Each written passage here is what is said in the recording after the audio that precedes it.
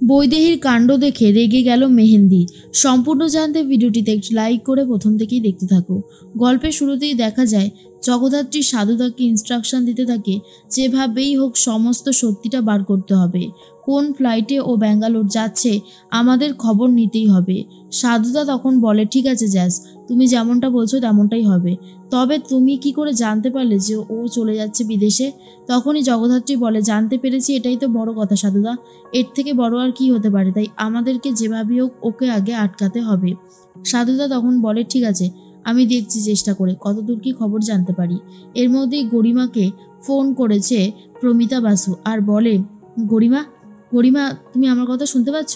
গরিমা তখন বলে, হ্যাঁ শুনতে তো পাচ্ছি। তখনই প্রমিতা বাসু বলে, আজকে তো তোমার ভাত কাপড়ের অনুষ্ঠান শুরু হবে, আমি যাব, আমি নিজে দাঁড়িয়ে থেকে তোমার ভাত কাপড়ের অনুষ্ঠানে থাকবো। তুমি কোনোভাবেই তুমি কিছু মনে করো না, আমি তোমাকে কয়েকটা কথা বলবো, সেই কথাগুলো তোমাকে শুনতেই হবে।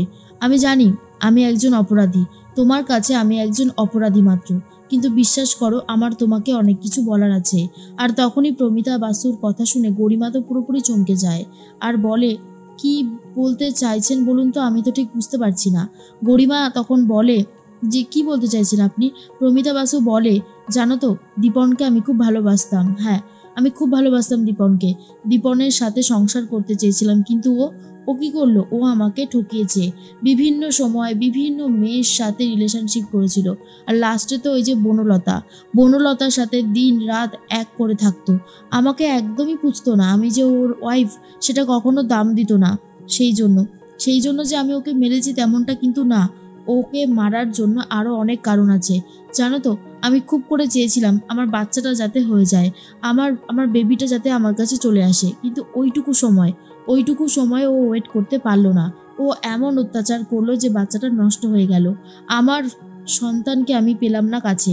তারপর ঠাকুর আমার কাছ থেকে মা হবার ক্ষমতা কেড়ে নিল। আমি জানতে পারলাম আমি আর জীবনে কোনো দিন কখনোই মা হতে পারবো না। এই সমস্ত কিছু মেনে নিয়েছিলাম, তবুও দীপনকে ছাড়তে চাইনি। কিন্তু দীপন কি করলো? একের পর এক অন্যায় করে গেল আমার সাথে। কি করে সহ্য করতাম বলো? কি করে? কোনো মেয়ে কি সহ্য করতে পারে? প্রথমে আমার সন্তান নষ্ট করেছে, তারপরে আমার জীবন নষ্ট করেছে। আমি কি করে এই সমস্ত কিছু মেনে নেব? সেই জন্যই ওকে জ্বালিয়ে পুড়িয়ে আমি ওর মৃত্যুটা দেখেছি। হ্যাঁ, আমি ওকে মেরেছি, এটা বলতে আমার কোনো লজ্জা লাগে না, কারণ আমার মনে হয় আমি যা করেছি তা একদম ঠিক করেছি, একদম বেশ করেছি। এর মধ্যেই তখন গুঞ্জন বলে, কি বলছে ও, দেখি ফোনটা আমাকে দাও। আর তখনই গুঞ্জন বলে, দিদি তুই গরিমাকে কি সমস্ত কথা বলছিস?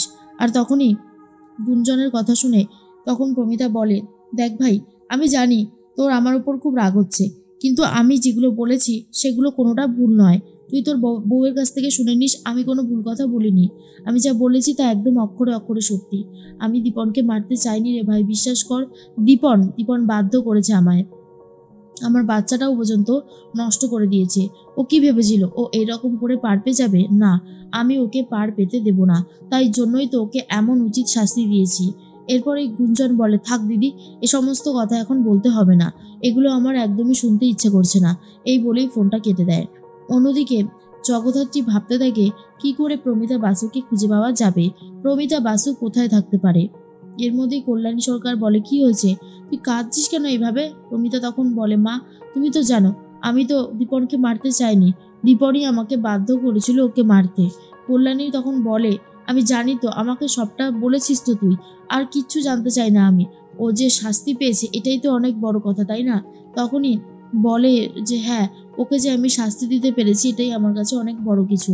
প্রমিতা তো ভীষণ কান্নাকাটি করতে থাকে, তার সাথে কান্নাকাটি করতে থাকে কল্যাণী সরকার নিজেও। আর বলে, এই সমস্ত জিনিসগুলো মেনে নেওয়া যায় না।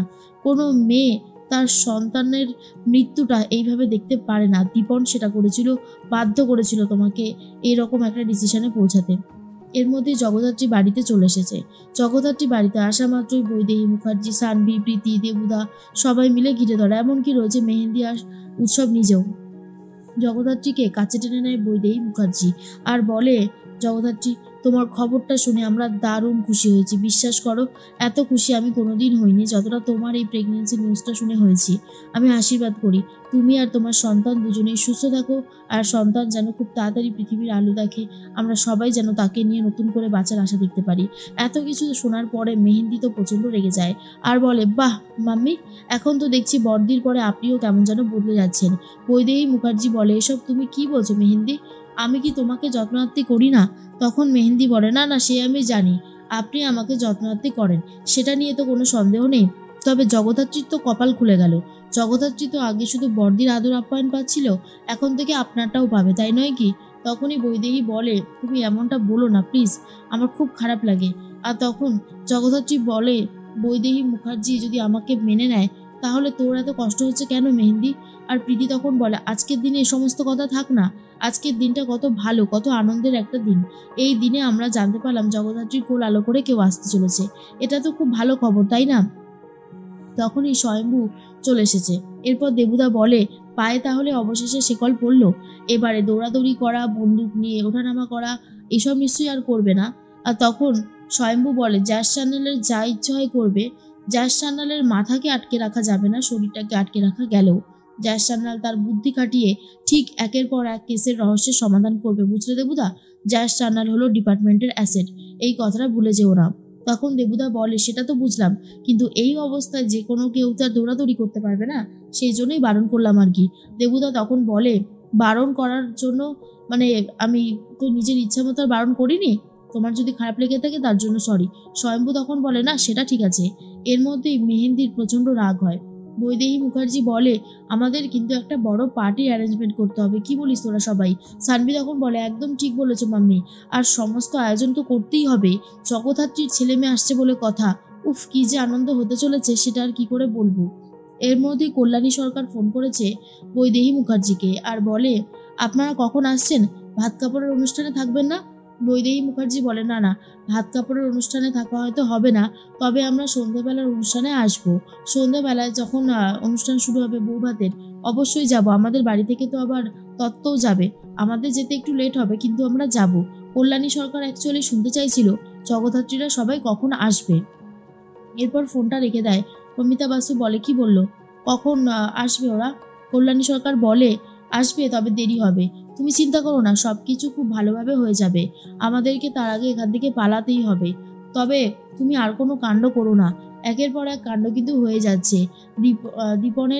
দীপনকে মারার পর তুমি আবার সে আগ্নেয়াস্ত্র নিয়ে যেভাবে জগদ্ধাত্রীকে মারতে গিয়েছিলে, ব্যাপারটা কিন্তু আমার খুব একটা ভালো লাগেনি। এবার অন্তত নিজেকে কন্ট্রোল করো। আর অন্যদিকে জগদ্ধাত্রী ভাবে কি করে প্রমিতা বাসুকে খুঁজে বার করা যায়। এর মধ্যেই ফোন করেছে জগদ্ধাত্রীকে আর বলে, 3টে ফ্লাইটের উপর আমাদের নজর আছে, ওই 3টে ফ্লাইট করে যে কোনো একটাতে করে যেতে পারে প্রমিতা বাসু আর তার মা, তাই আমরা নজর রেখে দিয়েছি। জগদ্ধাত্রী বলে, কড়া নজর রাখুন, পালিয়ে যেন যেতে না পারে, ওকে ধরতেই হবে।